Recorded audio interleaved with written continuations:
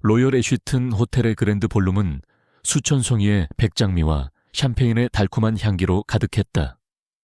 천장의 거대한 크리스털 샹들리에는 은하수처럼 빛나고 있었고, 현악 사중주가 연주하는 부드러운 선율은 하객들의 귓가를 감미롭게 감쌌다. 대한민국 상류층이 모두 모인 이 완벽한 공간 속에서 오늘 가장 빛나는 별은 단연 신부 차민서였다. 최고급 실크 드레스를 입은 그녀는 눈부시게 아름다웠다. 하지만 그녀를 진정으로 빛나게 하는 것은 외모가 아니었다. 국내 최고의 로펌에서 가장 유능한 기업 전문 변호사로 명성을 떨치고 있는 그녀의 지성과 어떤 상황에서도 평정을 잃지 않는 강인함이었다. 그녀는 재단 맞은편에 서 있는 남자 이강민을 바라보았다. 로열 애쉬튼 호텔 체인의 유일한 후계자, 훤칠한 키와 자신감 넘치는 미소, 그리고 지금 그의 눈은 오직 그녀만을 향한 깊은 사랑으로 가득 차 있었다. 정략 결혼이라는 소문과 달리 두 사람은 진심으로 사랑했다. 일 외에는 마음을 열지 않던 그녀의 철벽을 강민은 끈질긴 순수함과 따뜻함으로 허물어뜨렸다. 그녀는 처음으로 완전한 행복과 평화를 느끼고 있었다. 주례사가 끝나고 마침내 서약의 시간이 왔다. 강민은 그녀의 손가락에 눈부신 다이아몬드 반지를 끼워주며 속삭였다. 사랑해, 민서야. 내 모든 것을 걸고 널 행복하게 해줄게. 이제 그녀의 차례였다.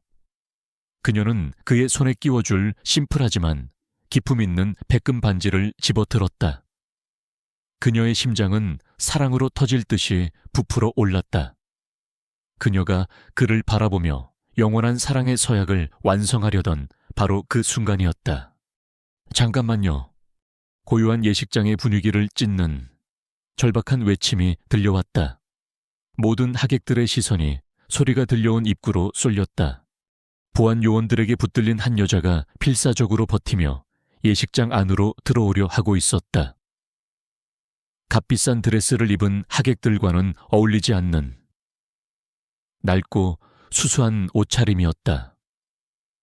그녀의 얼굴은 눈물로 얼룩져 있었고 무엇보다도 눈에 띄는 것은 무겁게 불러온 배였다. 이 결혼 안 돼요. 여자는 보안 요원들을 뿌리치고 비틀거리며 제단을 향해 달려왔다. 그리고는 강민을 향해 떨리는 손가락을 가리키며 울부짖었다. 그 뱃속의 아이, 이강민 씨 아이란 말이에요. 세상이 멈췄다. 현악 사중주의 연주가 비명처럼 멎었다. 하객들은 경악했고 이내 수군거림이 전염병처럼 퍼져나갔다. 기자석에서는 수십 개의 카메라 플래시가 무자비하게 터져나왔다. 신랑 신부의 부모님들은 사색이 된 얼굴로 자리에서 일어났다. 완벽했던 동화는 한순간에 끔찍한 스캔들로 전락했다. 무슨 소리야? 난 저 여자 몰라. 강민은 충격과 당혹감에 휩싸여 소리쳤다. 그는 민서를 바라보며 필사적으로 말했다. 민서야, 맹세해. 난 정말 저 여자가 누군지도 몰라. 이건 함정이야. 그의 반응에는 죄책감이나 당황스러움이 아니었다. 오직 순수한 혼란과 결백의 외침만이 있었다. 민서의 세계도 무너져 내리고 있었다. 심장이 산산조각 나는 듯한 고통과 수백 명의 하객들 앞에서 겪는 굴욕감에 숨이 막혔다. 그녀의 손에 들린 반지가 얼음처럼 차갑게 느껴졌다. 하지만 그녀는 차민서였다. 어떤 위기 상황에서도 냉철함을 잃지 않도록 훈련된 변호사였다. 그녀의 슬픔에 잠긴 눈은 본능적으로 눈앞의 상황을 분석하기 시작했다. 그녀는 남편이 될 남자의 얼굴을 보았다. 거짓말을 하는 남자의 얼굴이 아니었다. 정말로 무슨 일이 일어나고 있는지 전혀 알지 못하는 순수한 충격에 빠진 얼굴이었다. 그리고 그녀는 제단 아래에 쓰러져 우는 여자, 김수진이라는 여자의 얼굴을 보았다. 아기에 찬 협작꾼의 얼굴이 아니었다. 자신이 하는 말을 진심으로 믿고 있는 절망에 빠진 희생자의 얼굴이었다. 모든 것이 잘못되었다. 민서는 소리치거나 울부짖지 않았다. 모든 소음의 한가운데서 그녀의 머릿속은 오히려 기이할 정도로 차갑게 가라앉았다. 그녀는 반지를 쥔 손을 천천히 내렸다. 그녀의 결혼식은 이제 그녀가 맡아야 할 가장 복잡하고 잔인한 사건 현장이 되어버렸다. 그녀는 강민의 패닉에 빠진 얼굴과 바닥에 쓰러져 우는 임신한 여자를 번갈아 보았다. 가슴은 찢어지고 있었지만 머리는 이미 작동하기 시작했다. 이건 단순한 배신이 아니야. 그녀의 머릿속에 한 문장이 스쳤다. 뭔가 잘못됐어. 진실이 무엇인지는 알 수 없었다. 하지만 그녀는 직감했다. 지금 눈앞에서 펼쳐지고 있는 이 막장극이 이야기의 전부가 아니라는 것을. 그녀의 마음속에서 아무도 모르는 진실을 향한 수사가 이미 시작되고 있었다. 혼란에 빠진 예식장 뒤편. 신부 대기실의 공기는 팽팽한 활시위처럼 긴장감이 감돌았다. 신랑 신부의 양가 가족들이 모인 이 작은 공간은 방금 전에 공개적인 스캔들로 인해 그야말로 아비규환이었다. 이게 대체 무슨 망신이냐, 내 저럴 줄 알았어. 애초에 근본도 없는 애를 들이는 게 아니었는데. 강민의 어머니는 민서의 집안을 향해 날카롭게 소리쳤고, 강민의 아버지인 이 회장은 아들의 뺨이라도 때릴 기세로 노려보고 있었다. 민서의 부모님 역시 얼굴이 흑빛이 된 채 딸의 인생을 망쳐놓은 이 상황에 대한 해명을 요구했다. 강민은 그 가운데서 정말 아닙니다. 라는 말만 미친 듯이 반복하고 있었다. 그 모든 혼란의 중심에서 가장 평온한 사람은 역설적으로 차민서 자신이었다. 그녀는 수천만 원짜리 웨딩드레스가 이제는 거추장스러운 갑옷처럼 느껴졌다. 그녀는 조용히 자리에서 일어났다. 그녀의 움직임 하나에 방 안의 모든 소음이 거짓말처럼 멎었다. 오늘 결혼은 없던 일로 하겠습니다. 그녀의 목소리는 떨리지 않았다. 명료하고 단호했다. 그녀는 약혼을 취소한다고 말하지 않았다.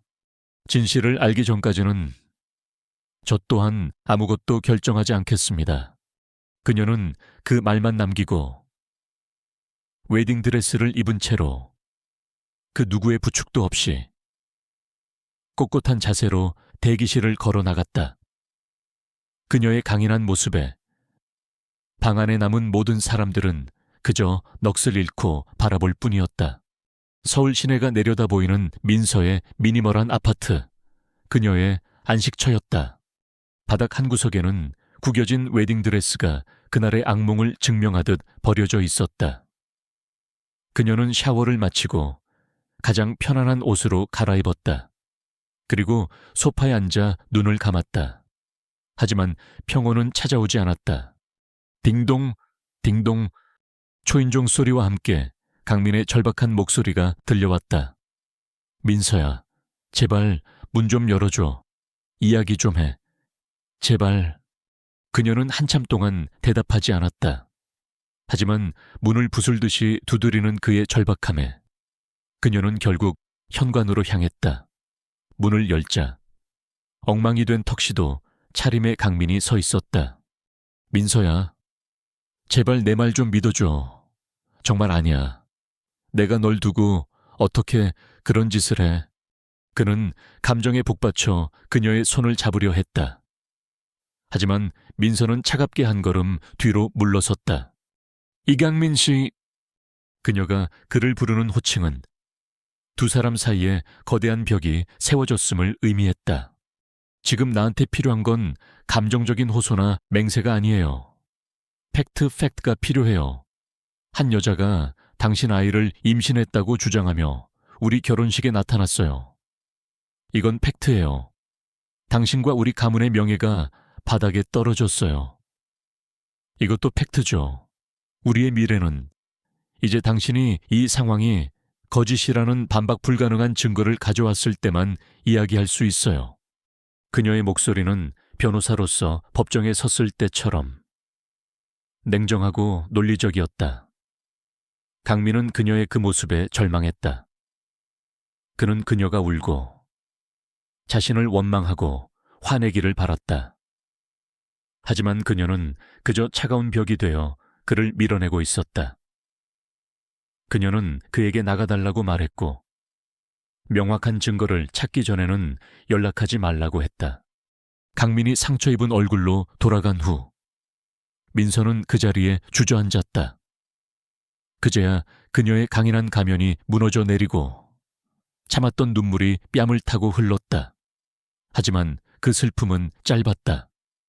눈물을 닦은 그녀의 눈에는 다시 진실을 향한 강철 같은 의지가 빛나고 있었다. 그날 밤 강남의 한 고급 바, 강민은 넋이 나간 사람처럼 혼자 술을 마시고 있었다. 그때 그의 어깨를 누군가 다정하게 감싸 안았다. 그의 사촌 형이자 집안의 모든 일을 돕는 이진우였다. 강민아, 괜찮아. 너무 걱정 마. 형이 있잖아. 내가 어떻게든 알아봐 줄게. 진우는 늘 믿음직하고 카리스마 있는 모습이었다. 그는 강민의 옆에 앉아 그의 하소연을 묵묵히 들어주었다. 민서가 얼마나 차갑게 변했는지, 이 상황이 얼마나 답답하고 억울한지에 대한 강민의 울분을 그는 진심으로 걱정하는 표정으로 받아주었다. 그 김수진이라는 여자 정말 이상하네. 누가 배후에서 조종하는 거 아닐까? 진우는 걱정스러운 목소리로 말했다. 그리고는 아주 교묘하게 의심의 씨앗을 심었다. 아니면 강민아, 너 혹시 예전에 술 마시고 실수한 거라도 기억 못하는 거 아니야. 사람은 누구나 그럴 수 있어. 그것은 걱정을 가장한 독약이었다. 강민의 혼란을 더욱 가중시키고 동시에 그의 기억력에 대한 확신을 흔들어 놓으려는 교묘한 수였다. 한참 동안 강민을 위로하던 진우는 그를 집에 바래다 주고 자신의 채 올랐다. 차 문이 닫히는 순간 그의 얼굴에서 걱정스럽고 다정하던 가면이 벗겨져 내렸다. 그 자리에는 차갑고 비열한 승리자의 미소가 떠올랐다. 그는 어디론가 전화를 걸었다. 그래, 나야. 일은 아주 성공적이었어. 이제 시작일 뿐이지. 포식자 같은 그의 목소리가 어둠 속에 나직이 울렸다. 그는 차창 밖으로 보이는 로열 애쉬튼 호텔의 불빛을 바라보았다. 자신의 사촌 동생의 인생이 방금 산산조각 난 바로 그곳이었다. 이강민, 넌 너무 모든 걸 쉽게 가졌어. 그의 눈이 탐욕과 질투로 번뜩였다. 이제부터 네가 가진 모든 것 내가 하나씩 빼앗아 줄게. 그 여자도, 그리고 네가 앉아있는 그 자리도, 거대한 음모의 실체가 마침내 그 추악한 모습을 드러내기 시작했다. 슬픔에 잠겨있을 시간은 사치였다. 차민서는 변호사였다. 그녀는 감정에 무너지는 대신 이성과 논리로 자신의 무기를 삼는 사람이었다. 그녀의 집은 이제 사건 현장을 분석하는 작전 본부가 되었다. 구겨졌던 웨딩드레스는 상자 안에 봉인되었다. 마치 해결해야 할 사건 파일처럼 그녀는 자신이 가장 신뢰하는 사설 조사원, 경찰 출신의 오 반장에게 연락했다. 그는 민서가 로펌에 들어온 이후 여러 기업 비리 사건에서 그녀의 눈과 귀가 되어준 베테랑이었다. 김수진이라는 여자에 대해 모든 것을 알아봐 주세요. 하지만 위협하거나 압박하는 방식은 절대 안 됩니다. 저는 강요된 자백이 아니라 사실이 필요합니다. 그녀의 지시는 명확했다. 그녀의 도덕적 잣대는 자신의 개인적인 비극 앞에서도 흔들리지 않았다. 며칠 뒤 오 반장의 보고서가 도착했다. 민서는 한 장 한 장 신중하게 서류를 넘겼다. 보고서 속 김수진의 삶은 재벌가를 상대로 사기를 칠 만한 인물의 그것과는 거리가 멀었다. 그녀는 가난한 어촌마을 출신으로 아픈 부모님의 약값을 벌기 위해 1년 전 서울에 올라왔다. 화려한 강남이 아닌 도시의 변두리에 있는 작은 식당에서 아르바이트를 하며 근근히 살아왔다. 전과 기록은커녕 흔한 사기 전력조차 없었다. 주변 사람들은 그녀를 순진하고 조용하며 사람을 너무 쉽게 믿는 사람이라고 평가했다. 이것은 거대한 음모를 설계한 지휘자의 프로필이 아니었다. 누군가의 체스판 위에서 멋대로 움직여진 희생양의 프로필이었다. 민서의 의심은 이제 확신으로 변해가고 있었다. 김수진은 가해자가 아니라 또 다른 피해자일 가능성이 높았다. 민서는 김수진을 직접 만나야겠다고 결심했다. 그녀는 오 반장을 통해 김수진이 머물고 있는 허름한 모텔의 주소를 알아냈다. 그녀는 상처 입은 약혼녀가 아닌 상황을 이해하고 돕고 싶은 변호사의 모습으로 그녀를 찾아갔다. 모텔방의 문을 연 김수진은 민서를 보고 겁에 질려 뒷걸음질 쳤다. 민서는 예상했다는 듯 차분하고 부드러운 목소리로 말했다. 당신을 비난하러 온 게 아니에요. 김수진 씨, 난 진실을 알고 싶을 뿐이에요. 민서의 침착하고 전문가다운 태도에 김수진의 경계심이 조금씩 허물어졌다. 민서는 왜 그랬어요? 라고 묻는 대신 사실 관계를 확인하는 질문들을 던졌다. 언제, 어디서 이강민 씨를 만났습니까? 그날의 상황을 자세히 설명해 줄 수 있나요? 아이가 생긴 날, 그날을 기억하십니까? 민서의 질문에 김수진은 결국 울음을 터뜨리며 자신의 이야기를 털어놓았다. 그녀는 약 9달 전에 한 날짜를 똑똑히 기억하고 있었다. 온 가족이 모이는 추석 명절이었고 홀로 타지에 있던 그녀는 지독한 외로움을 느끼고 있었다. 바로 그날 밤 이강민 씨가 그녀가 일하는 식당에 혼자 찾아와 술을 마셨다고 했다. 그는 아주 슬퍼 보였고 두 사람은 그날 밤을 함께 보냈다고 했다. 추석, 그 단어를 듣는 순간 민서의 혈관 속 피가 차갑게 식었다. 그녀는 애써 포커페이스를 유지했지만 머릿속은 미친 듯이 회전하고 있었다. 김수진이 말한 그날 밤 진짜 이강민은 변두리의 허름한 술집에 있지 않았다. 그는 그녀와 함께 가평에 있는 본가에서 열린 연례 추석 가족 모임에 참석하고 있었다. 그 자리에는 양가의 친인척과 직원들까지 합쳐 50명이 넘는 사람들이 있었다. 그에게는 완벽하고 절대 깰 수 없는 알리바이가 있었다. 모텔을 나온 민서는 곧장 차 안에서 자신의 휴대폰을 확인했다. 그녀는 자신의 클라우드 앨범에서 그날의 사진을 찾아냈다. 화면 속에는 한복을 곱게 차려입은 자신과 강민이 나란히 서서 카메라를 향해 웃고 있었다. 사진 정보에는 날짜가 선명하게 찍혀 있었다. 부인할 수 없는 증거였다. 이강민은 그녀를 배신하지 않았다. 김수진과 함께 있었던 남자는 이강민이 아니었다. 그 순간 그녀를 짓누르던 배신감이라는 감정의 안개가 걷혔다. 그 자리에는 사건의 실체를 마주한 변호사의 차갑고 날카로운 이성만이 남았다. 이것은 더 이상 치정극이 아니었다. 누군가가 치밀한 의도와 자원을 가지고 이강민을 사칭하여 그들의 인생을 파괴하려 한 범죄였다. 그녀의 눈빛이 단단해졌다. 심장의 고통은 여전했지만 이제 그 고통은 진실을 밝혀내야 한다는 의로운 분노와 뒤섞여 있었다. 그녀는 더 이상 상처 입은 신부가 아니었다. 해결해야 할 사건을 마주한 변호사였다. 민서는 차 안에서 오 반장에게 전화를 걸었다. 오 반장님, 조사를 계속해 주세요. 김수진 씨가 말한 그날 밤, 그녀와 함께 있었던 남자의 행적을 추적해야 합니다. 그 남자의 얼굴을 기억하는 목격자를 찾아주세요. 그녀는 잠시 숨을 골랐다. 그리고 덧붙였다. 그리고 이강민 씨의 사촌, 이진우 상무에 대해서도 알아봐 주십시오. 아주 사소한 것이라도 좋습니다. 그녀의 머릿속에 용의선상 첫 번째 인물이 떠올랐다. 언제나 강민의 뒤에서 인자한 미소를 짓고 있던 그 남자의 얼굴. 사냥이 시작되었다. 차민서는 이강민에게 연락해 만남을 요청했다. 사건 이후 그녀가 먼저 연락한 것은 처음이었다. 강민은 달아빠진 희망을 붙잡는 심정으로 그녀가 말한 약속 장소로 한 걸음에 달려갔다.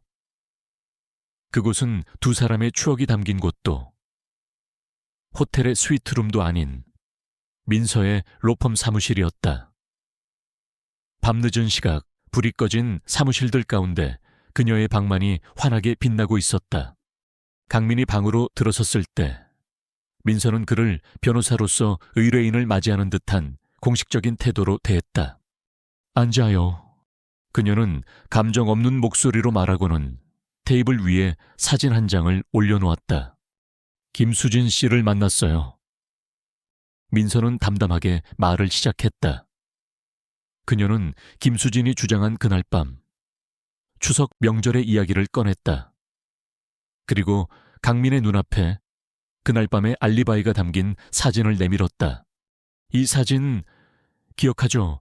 김수진 씨가 당신을 만났다고 주장하는 바로 그날 밤. 당신은 나와 함께 있었어요. 우리 가족과 함께. 강민은 사진을 멍하니 내려다보았다. 사진 속의 자신과 민서는 행복하게 웃고 있었다. 그의 머릿속을 지배하던 절망의 안개가 그녀가 제시한 명백한 사실 앞에서 서서히 걷히기 시작했다. 그는 고개를 들어 그녀를 바라보았다. 그의 눈에 믿을 수 없다는 듯한 희망의 빛이 서서히 차올랐다. 민서야, 너 그럼 날 믿어주는 거야. 그의 목소리는 감정에 북받쳐 심하게 떨리고 있었다. 민서의 강철 같던 표정에 아주 미세한 균열이 일었다. 그녀는 시선을 피하며 말했다. 나는 당신을 믿은 게 아니에요. 팩트를 믿은 거지. 그리고 그 팩트가 당신이 결백하다고 말해주고 있어요. 그녀의 말투는 여전히 차가웠지만 그 차가움 속에 숨겨진 온기를 강민은 느낄 수 있었다. 두 사람을 가로막고 있던 거대하고 투명한 벽이 마침내 허물어지기 시작했다. 그들은 더 이상 가해자와 피해자가 아니었다. 함께 미스터리를 풀어야 할 같은 편이 되었다. 그렇다면 대체 누가 왜? 안도감도 잠시 더 큰 의문이 강민을 덮쳤다. 민서는 자신이 조사한 김수진의 배경에 대해 설명하며 그녀가 이 사건의 주범이 아닌 희생양일 가능성이 높다고 말했다. 강민 역시 사건 이후 자신을 위로하며 교묘하게 자신을 떠보던 사촌형 이진우의 이상한 행동들에 대해 털어놓았다. 두 사람은 깨달았다. 이 문제를 해결하기 위해서는 서로의 힘을 합쳐야만 한다는 것을. 민서의 법률가적인 날카로운 분석력과 강민의 가족 내부 정보 및 자금력, 흩어져 있던 두 개의 힘이 이제 하나의 목표를 향해 합쳐져야 했다. 그들은 더 이상 깨어진 연인이 아니었다. 거대한 음모에 맞서는 동맹이었다. 며칠 뒤 강민은 민서와 계획한 대로 이진우를 만났다. 그는 여전히 절망의 늪에서 허우적거리는 연기를 했다. 그는 자신이 추석날 알리바이가 있다는 사실을 그저 기억이 뒤죽박죽이라 혼란스럽다는 식으로 흘렸다. 진우는 그의 영의에 완벽하게 속아 넘어갔다. 그는 강민이 여전히 혼란스러워한다고 판단하고 준비해둔 거짓 증거를 꺼내 들었다. 강민아, 내가 사람을 시켜서 좀 알아봤는데 혹시 이 사람 아니야? 네가 추석 며칠 전에 이 여자랑 호텔배에서 나오는 걸 봤다는 증인이 있어. 그가 내민 것은 교묘하게 조작된 CCTV 캡처 사진이었다. 강민과 닮은 남자가 낯선 여자와 함께 있는 모습이었다. 진우는 강민의 기억을 다른 곳으로 돌리고 거짓된 단서를 던져 수사를 방해하려는 속셈이었다. 강민은 속아주는 척하며 그 자료를 받아들었다. 그리고 그날 밤 민서의 사무실에서 두 사람은 다시 머리를 맞대었다. 이건 조작됐어요. 빛의 각도나 해상도가 원본 영상이 아니라는 걸 증명하고 있어요. 너무 허술해. 민서는 법의학 분석 전문가처럼 사진의 허점을 정확히 짚어냈다. 두 사람은 이 허술한 조작을 통해 두 가지 중요한 사실을 깨달았다. 첫째, 범인은 이강민과 완벽하게 닮은 사람을 이용했다. 김수진이 그렇게 확신하는 것을 보면 어설픈 분장 수준이 아니었다. 둘째, 이 모든 음모를 꾸민 자는 필사적으로 그들의 시선이 가족 내부로 향하는 것을 막으려 하고 있다. 모든 거짓 단서들은 교묘하게 가족의 외부를 가리키고 있었다. 민서의 시선이 진지해졌다. 그녀는 강민을 똑바로 바라보았다. 강민 씨, 이제부터 우리는 당신의 과거, 당신의 가족사를 파헤쳐야 해요. 어쩌면 당신이 전혀 모르는, 당신 가족이 숨겨온 비밀이 있을 수도 있어요. 괜찮겠어요? 그녀의 질문에 강민은 결연한 표정으로 고개를 끄덕였다. 그는 말없이 민서의 손을 잡았다. 연인으로서가 아닌 파트너로서. 네가 함께라면 괜찮아. 민서의 사무실에 있는 거대한 화이트보드 위로 두 사람은 이씨 가문의 가계도를 그려나가기 시작했다. 그들이 알지 못했던 어둠 속에 숨겨진 진실을 향한 여정은 그렇게 시작되고 있었다. 그들은 이제 함께 싸울 준비가 되었다. 차민서의 사무실은 이제 거대한 전쟁 상황실이 되었다. 화이트보드 가득히 그려진 이씨, 가문의 가계도는 복잡한 거미줄처럼 얽혀 있었고 테이블 위에는 수십 년 된 서류들과 법률 문서들이 산더미처럼 쌓여 있었다. 민서와 강민은 며칠 밤낮으로 이 거대한 퍼즐과 씨름하고 있었다. 범인은 이강민과 완벽하게 닮은 사람을 이용했어. 그리고 필사적으로 우리의 시선을 가족 외부로 돌리려 하고 있지. 그렇다면 답은 하나야.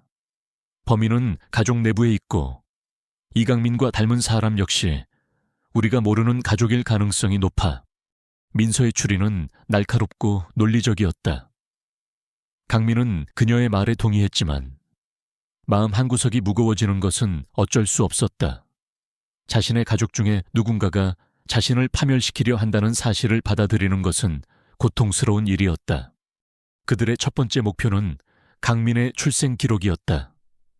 강민은 아버지인 이 회장의 서재에서 낡은 금고 깊숙한 곳에 보관되어 있던 자신의 출생 관련 서류들을 몰래 빼내왔다. 서류들은 완벽해 보였다. 대한민국 최고의 산부인과에서 발급된 출생증명서, 그리고 가족 앨범 속 행복해 보이는 부모님의 모습. 하지만 민서의 눈은 속일 수 없었다. 이상해. 그녀는 돋보기를 들고 30년도 더 된 출생증명서를 꼼꼼히 살피고 있었다. 여기 병원 직인 옆에 아주 희미하게 다른 잉크 자국이 있어. 마치 원래 있던 글씨를 지우고 그 위에 덧쓴 것처럼. 그녀의 말에 강민은 심장이 쿵 내려앉는 것 같았다. 민서는 곧장 병원 측에 변호사 자격으로 공식적인 기록 열람을 요청했다. 하지만 병원은 30년 전의 원본 기록은 이미 폐기되었다는 답변만을 보내왔다. 무언가 의도적으로 숨기고 있다는 강한 의심이 들었다. 조사가 벽에 부딪혔을 때 강민의 머릿속에 희미한 기억 하나가 떠올랐다. 어릴 적 할머니께서 술에 취하시면 가끔씩 하시던 알 수 없는 말씀이었다. 우리 강민이는 복을 2배로 타고났지. 하늘이 하나를 데려가고 하나를 남겨주셨으니 그때는 그저 늙은 할머니의 주정이라고만 생각했다. 하지만 지금 그 말은 섬뜩한 의미로 다가왔다. 강민은 그 기억을 민서에게 털어놓았다. 민서의 눈이 번뜩였다. 쌍둥이. 그 단어가 사무실의 공기를 갈랐다. 모든 조각들이 하나의 끔찍한 가설을 향해 맞춰지고 있었다. 만약 강민에게 쌍둥이 형제가 있었다면, 그리고 그 형제가 어떤 이유로 가족에게서 버려졌다면, 민서와 강민은 이제 새로운 목표를 향해 움직였다. 그들은 이씨 가문이 오랫동안 후원해왔던 자선단체들의 명단을 샅샅이 뒤지기 시작했다. 특히 강민이 태어난 해 전후로 이 회장 부부가 거액을 기부했던 곳들을 집중적으로 파고들었다. 그리고 마침내 그들은 한 곳의 이름을 발견했다. 지금은 폐쇄된 햇살 보육권, 강민이 태어난 직후 이 회장 부부는 이 보육권에 익명으로 막대한 돈을 기부했고 그 후로도 몇 년간 후원을 계속했다. 너무나도 의심스러운 정황이었다. 두 사람은 수소문 끝에 햇살 보육권에서 오랫동안 일했던 지금은 은퇴한 늙은 원장 수녀님을 찾아냈다. 수녀님은 처음에는 아무것도 기억나지 않는다며 입을 굳게 닫았다. 하지만 강민의 얼굴을 본 순간 그녀의 눈이 세차게 흔들렸다. 그녀는 강민의 얼굴에서 30년 전 자신이 짧은 시간 동안 돌보았던 한 아기의 얼굴을 보았다. 주님의 이름으로 맹세코 저는 평생 이 비밀을 지키려 했습니다만 수녀님은 떨리는 목소리로 30년간 묻어두었던 진실을 고백했다. 30년 전 어느 비 오는 밤, 갓 태어난 2명의 사내아이가 보육권 앞에 버려졌다고 했다. 쌍둥이였다. 그리고 잠시 후 이 회장 부부가 보육권을 찾아와 그중 하나이만을 데려갔다고 했다.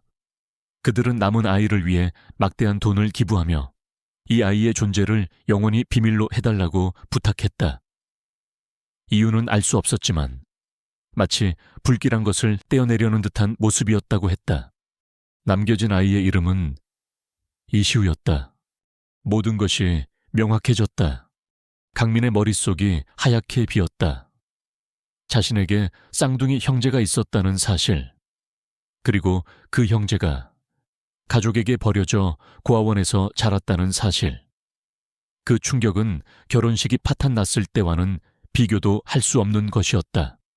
그럼 김수진 씨와 함께 있었던 사람은 내 형, 시우 형이었던 거야. 그렇다면 이 모든 비극을 계획한 사람은 누구인가? 왜 하필 지금 시우의 존재를 이용해 자신을 공격하는 것인가? 민서의 머릿속에는 이미 범인의 얼굴이 그려져 있었다.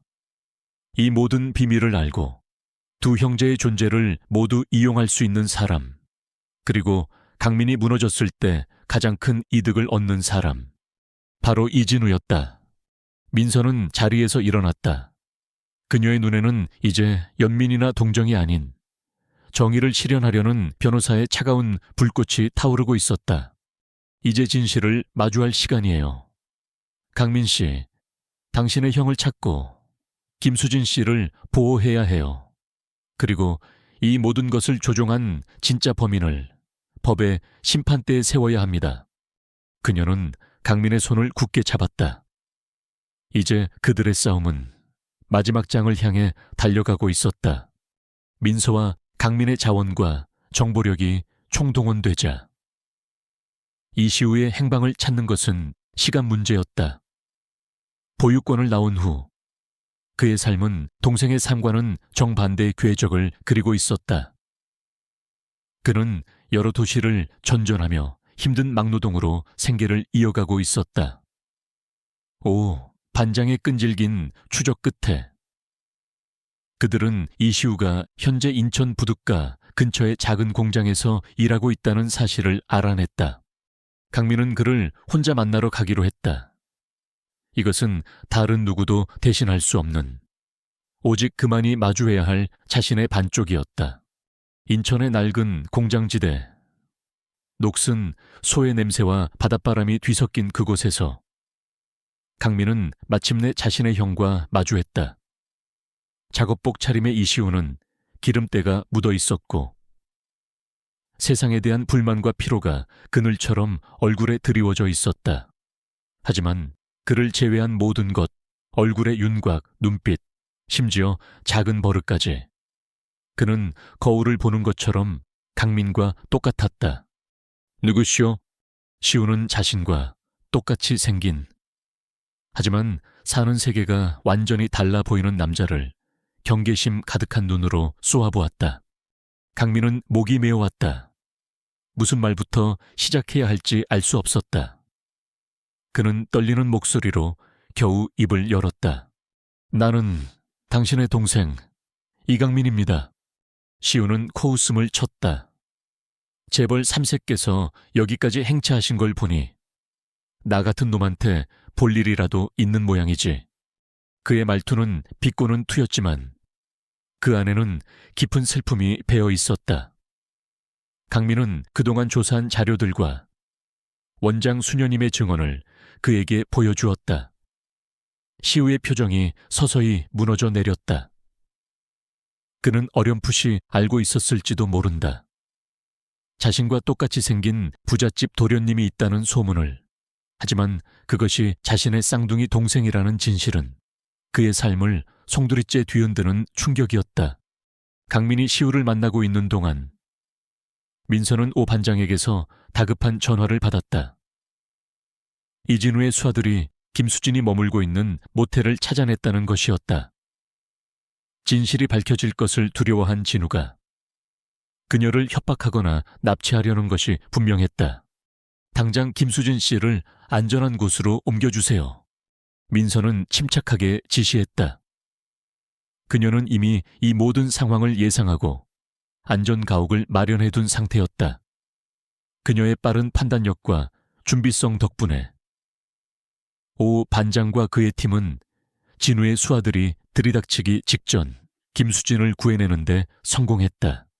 그날 밤 서울 근교의 한적한 안전가옥, 민서는 마침내 비극의 모든 당사자들을 한자리에 모았다.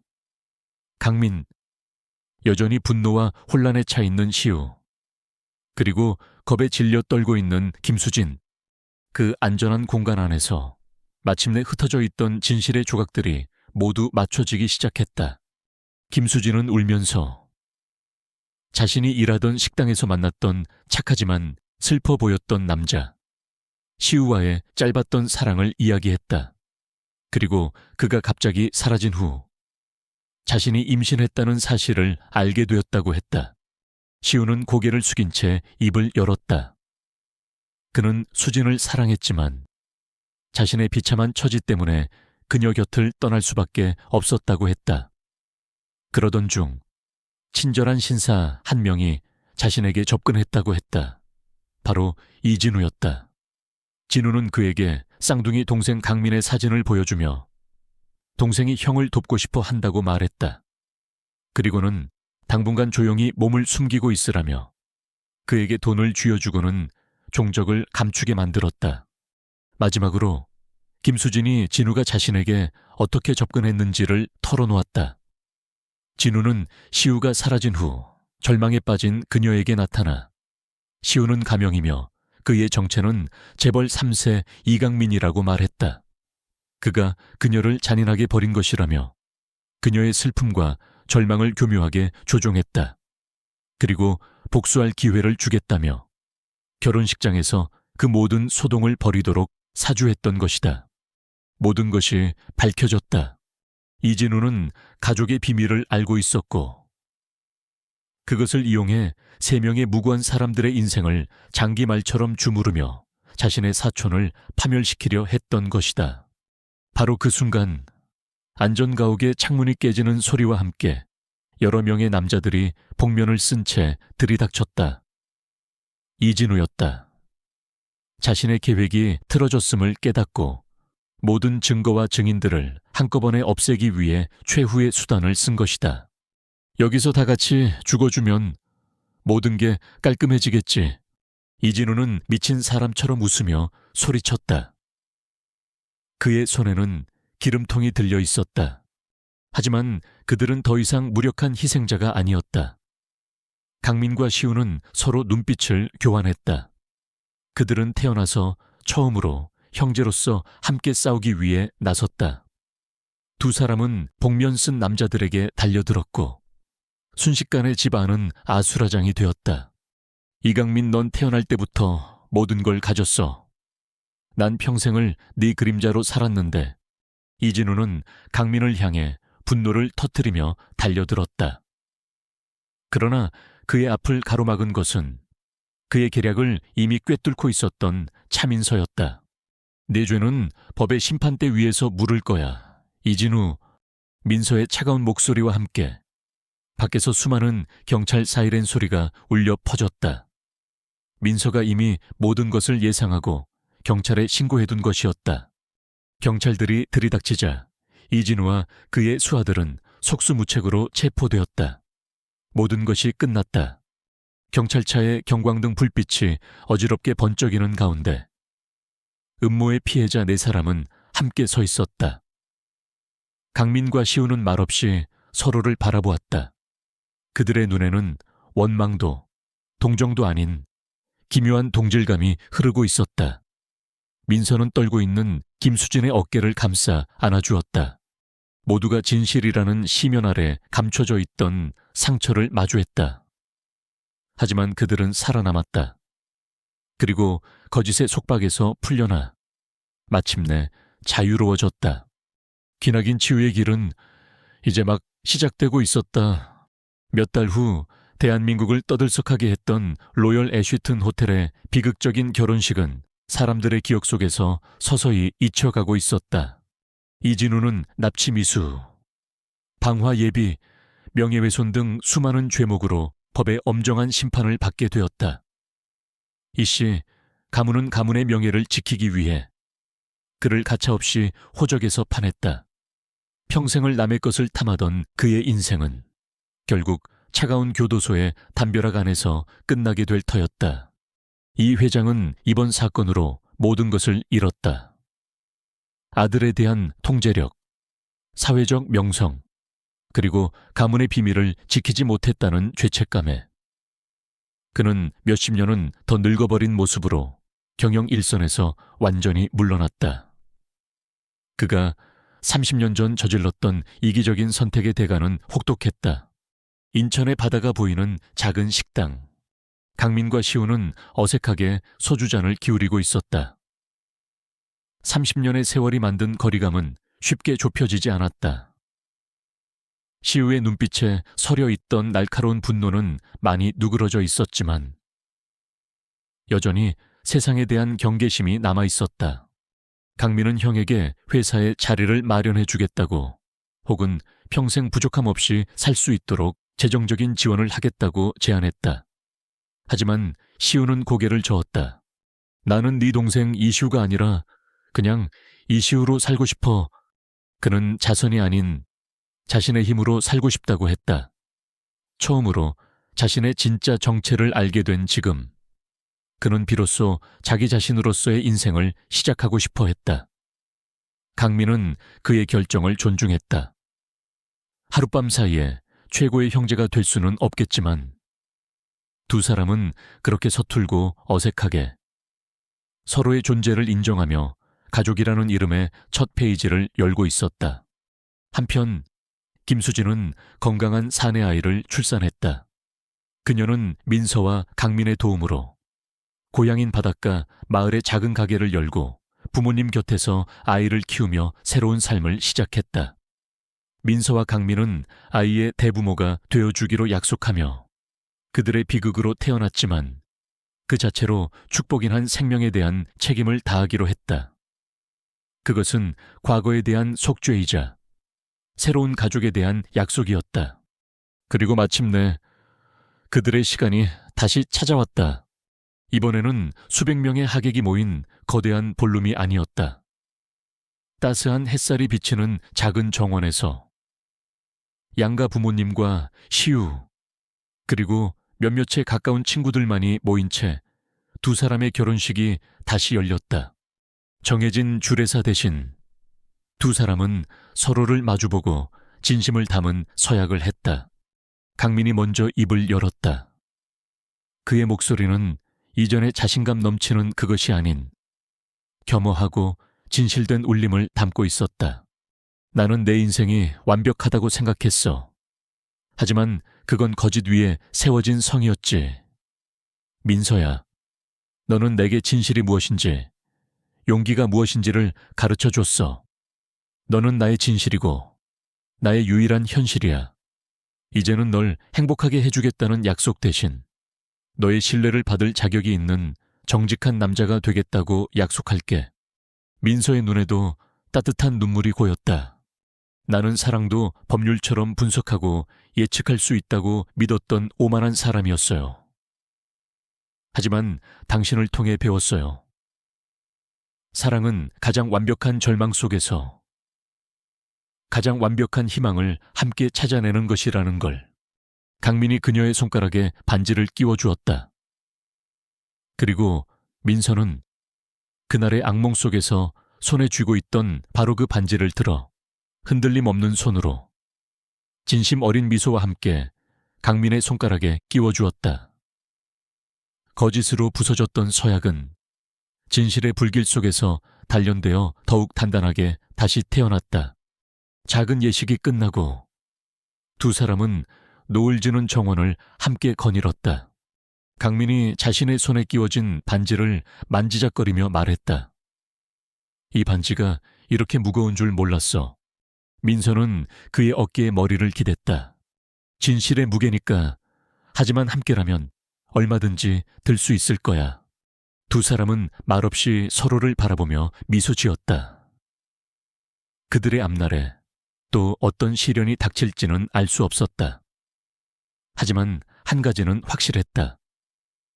서로의 손을 놓지 않는 한 그들은 어떤 폭풍우도 함께 헤쳐나갈 수 있을 것이다. 비극의 재 속에서 그들의 사랑은 비로소 영원한 생명을 얻었다.